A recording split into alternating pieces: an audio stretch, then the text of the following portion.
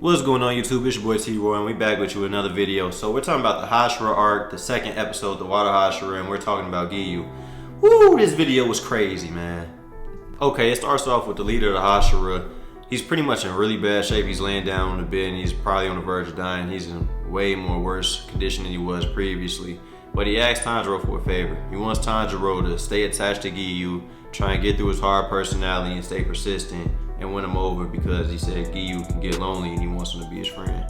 So obviously Tanjiro takes up on that mission, and y'all, I'm not saying he is like the annoying fly that's just buzzing around your ear to Giyu. That's what he is. He's bothering this man every day. He keeps showing up to his house.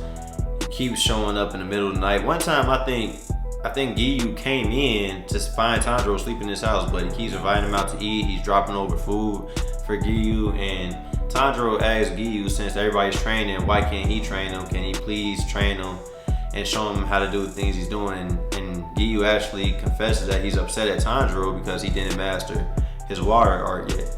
So it keeps on continuing, and Tanjiro keeps bugging Giyu like, please train me.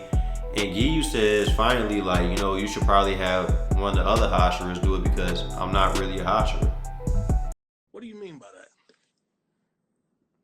Like, bro, what? I was like, Giyu, what do you mean you not a Hashira? Like, bro, you overpowered, bro. You super OP. And Tanjiro's looking confused too. But Giyu explains why he isn't a Hashira. So Giyu goes on to tell Tanjiro when he was 13 years old, he never passed the final selection. He said him and another boy were both taking the final selection, and the other guy was killing every demon on the mountain except for one that ended up killing him. And Giyu had suffered an eye injury, and his friend, the boy, actually was the one that saved him from that demon. And Giyu said he didn't kill not one demon that day. But the craziest part is the boy and his friend that he was talking about was Sabito. And if you don't remember Sabito was a guy that was kind of like a ghost, like a dead spirit that was helping Tanjiro when he was taking his final selection. He was training Tanjiro and he helped him break that boulder with his sword. So it turns out Sabito and Giyu were very close friends since childhood. And Sabito's family was killed by demons, and Giyu's older sister was actually killed by a demon. So they were able to confide in each other and relate with each other. So Tanjiro figures that Mr. Giyu pretty much feels like it's his fault that Sabito was dead, and he wished he would die instead of Sabito. And Tanjiro starts crying a little bit because he thinks about Rengoku, and he felt the same way when the Flame Hashira passed and how he wished it was him. And so he understands the level of frustration and guilt that Giyu was holding on to and carrying on his shoulders. So Tanjiro pretty much asked Giyu, and this changed everything. He asked him, so you're just gonna forget about the resolve that Sabito left you with? And it's just struck Giyu, and he was just stricken and couldn't move. And then they showed us the flashback. It shows Sabito punching or smacking Giyu in the face, and Giyu's just on the floor holding his face, and Sabito was mad because Giyu referenced that he wanted to die.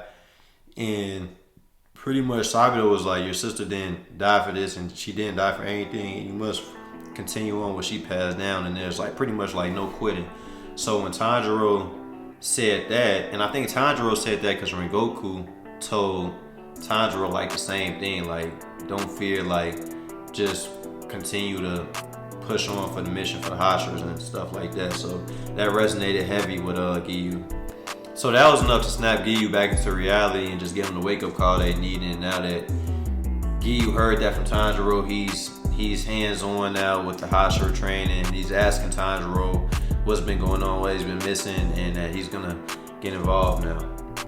But overall, man, to me, that was crazy information. Mainly because, like, Giyu was so strong, I never would have guessed that he didn't finish the final selection.